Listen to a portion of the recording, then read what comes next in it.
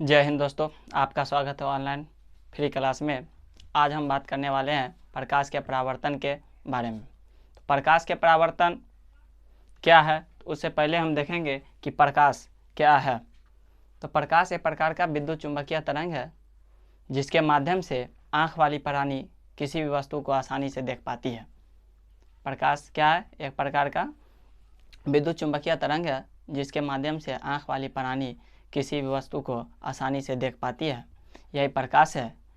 और इसके आगे देखेंगे कि प्रकाश के माध्यम जो है वह क्या है, नहीं है, और इसके चलने की पथ को क्या कहते हैं। तो देखिए, सबसे पहले प्रकाश की परिभाषा हम लिख कर बता रहे हैं, देखिएगा। तो देखते हैं, प्रकाश एक प्रकार की विद्युत चुंबकीय तरंग है जिसे कोई भी आंख वाली प्राणी आसानी से किसी वस्तु को देख पाती है।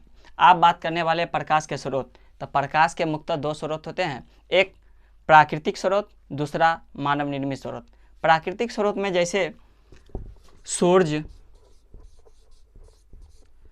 तारे, यानी जिससे प्रकाश उत्पन्न हो रही है प्राकृतिक के द्वारा दिया गया है, जैसे सूर्य है, तारे हैं, ये सारे प्राकृतिक के स्रोत है। जबकि मानव निर्मित स्रोत में हम मोमबत्ती, बल्ब, माचिस, इससे भी हम, जिससे मानव अपने आवश्यकता के अनुसार प्रकाश को उत्पन्न करती है, जिस स्रोत को बनाती है, वही मानव निर्मित स्रोत है। और ये प्रकाश जो चलती है उसका नाम क्या है, उसके बारे में देखिए। किरण जो है प्रकाश के चलने की पथ को किरण कहते हैं। अर्थात किरण, प्रकाश के चलने की पथ को किरण कहते हैं, जिससे होकर प्रकाश गमन करती है, उसी पथ को हम किरण कहते हैं। अब देखेंगे कि यह पथ जो है कितने प्रकार की है। तो अभी हम देखें कि किरण, तो जिस पथ से होकर प्रकाश चलती है उसे किरण कहते हैं। यह जो प्रकाश है वह समूहों में चलती है। किस चीज़ में? समूहों में चलती है। जैसे देखिए सूर्य,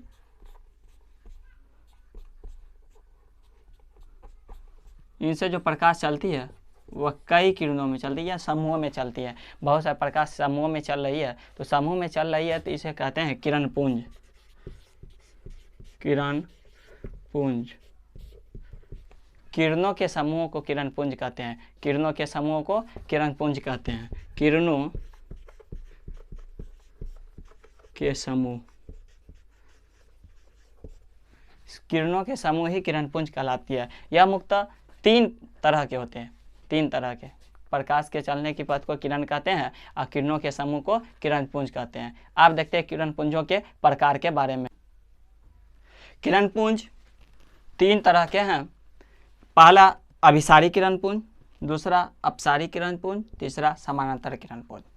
अभिसारी किरण पुंज, अपसारी किरण पुंज तथा समांतर किरण पुंज। अब हम बात कर लेते हैं अभिसारी किरण पुंज में के बारे में।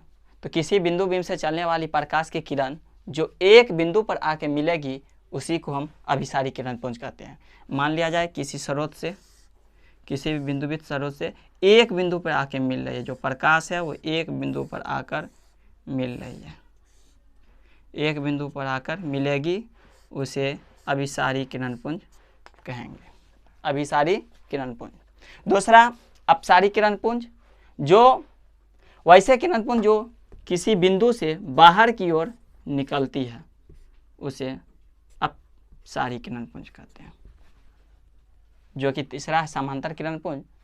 तो समांतर किरण पुंज के बारे में पढ़ेंगे कि किसी बिंदुवित स्रोत से चलने वाली प्रकाश की किरण जो एक दूसरे के समानांतर चले उसे समांतर किरण पुंज कहते हैं। एक दूसरे के समांतर चले उसे समांतर किरण पुंज कहते हैं। किरण जो है वह के कुछ गुण हैं, जो कि है किरण हर हमेशा सीधी रेखा में गमन करती है और किरण कभी भी एक दूसरे को आपस में नहीं काटती है। किरण हर हमेशा सीधी रेखाओं में गमन करती है और किरण एक दूसरे को कभी भी आपस में काटती नहीं है। अब हम बात कर लेते हैं इसके कुछ माध्यमों के बारे में। तो चलिए माध्यम के बारे में ज्ञात करते हैं। तो हम देख लेते हैं माध्यम। तो सबसे पहले हम जानने का प्रयास करेंगे तो माध्यम किसे कहते हैं। तो किसी भी वस्तु जिससे होकर एक स्थान से दूसरे स्थान तक जाती है उसे माध्यम कहते हैं। तो हम पढ़ रहे हैं प्रकाश के बारे में। तो प्रकाश के भी बिंदुवत स्रोत से जो अब एक स्थान से दूसरे स्थान तक गमन करेगी उसी को हम माध्यम कहेंगे। तो हम देख लेते हैं प्रकाश के बारे में। जो माध्यम है प्रकाशीय माध्यम में तो वह 3 प्रकार की होती है। पहला पारदर्शी माध्यम, दूसरा अपारदर्शी और तीसरा पारभासी। पारदर्शी माध्यम के बारे में वह माध्यम जिनसे होकर प्रकाश एक माध्यम से यानी एक से आर पार आसानी से कर जाए, यानी वह माध्यम जिनसे प्रकाश की किरणें आर पार आसानी से कर जाए उसे कहेंगे पारदर्शी माध्यम। अपारदर्शी माध्यम वह माध्यम जिनसे होकर प्रकाश आर पार नहीं करेगी, यानी एक दूसरे स्थान या दूसरे जगह नहीं जा पाएगी। तीसरा है पारभासी माध्यम। तो वे माध्यम जिनसे प्रकाश किरणें अल्प मात्रा में प्रवेश करेंगी, यानी बहुत कम ही मात्रा में। तो हम देखेंगे पारदर्शी माध्यम वे माध्यम जिनसे होकर प्रकाश की किरणें पार कर जाएगी उसे पारदर्शी माध्यम कहेंगे। तो इसके कुछ उदाहरण जैसे हवा, जल हैं, ये सब पारदर्शी है।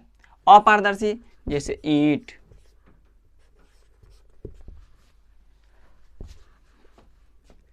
लकड़ी, अपारदर्शी। जिस तरीका से हम अगर किसी टॉर्च को जलाते हैं तो वह लकड़ी को आर पार नहीं कर पाएगी, उसी को हम अपारदर्शी माध्यम कहते हैं। जबकि पारभासी जिसमें अल्प मात्रा में, तो कांच पारदर्शी है, लेकिन यही अगर कांच घिस जाए, स्क्रैच आ जाए तो उससे अल्प मात्रा में प्रकाश पार करेगी। ठीक घिसा हुआ कांच को हम पारभासी में रखते हैं।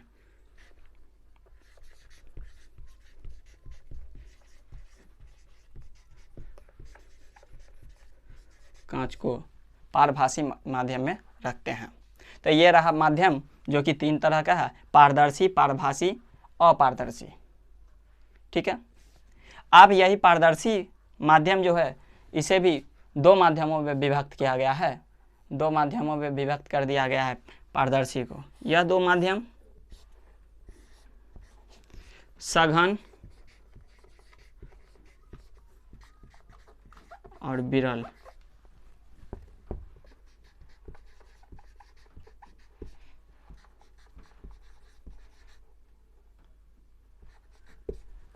पारदर्शी माध्यम को फिर 2 भागों में विभक्त किया गया है, एक सघन माध्यम, दूसरा विरल माध्यम। प्रकाश तो आर पार करेगी, लेकिन उसकी चाल यदि कम है, स्पीड कम है, तो वह सघन माध्यम है। अगर चाल तेजी है, स्पीड ज़्यादा है, तो वह विरल माध्यम कहे जाएगी। तो हमने अभी माध्यम के बारे में देखा है कि माध्यम पारदर्शी, अपारदर्शी और पारभासी है, जिनके उदाहरण पारदर्शी में हवा, जल, कांच है, जबकि अपारदर्शी में ईंट, लकड़ी। पारभासी जिसमें अल्प मात्रा में प्रकाश की किरण गमन करेगी तो वह घिसा हुआ कांच है। अगर किसी हम ऐनक को घिस देंगे तो उससे प्रकाश की किरण अल्प मात्रा में ही प्रभावित करेगी। वहीं पारदर्शी माध्यम को फिर 2 माध्यमों में व्यक्त किया गया है, एक सघन माध्यम, दूसरा विरल माध्यम। जिसमें प्रकाश की चाल अधिक होगी वह विरल माध्यम है, और स्वाभाविक है सघन यानी भीड़ भाड़ ज़्यादा रहता है तो किसी भी चीज़ को जाने में तकलीफ होती है। तो जिसमें प्रकाश की चाल अगर कम है तो वह सघन माध्यम कहे जाएंगे।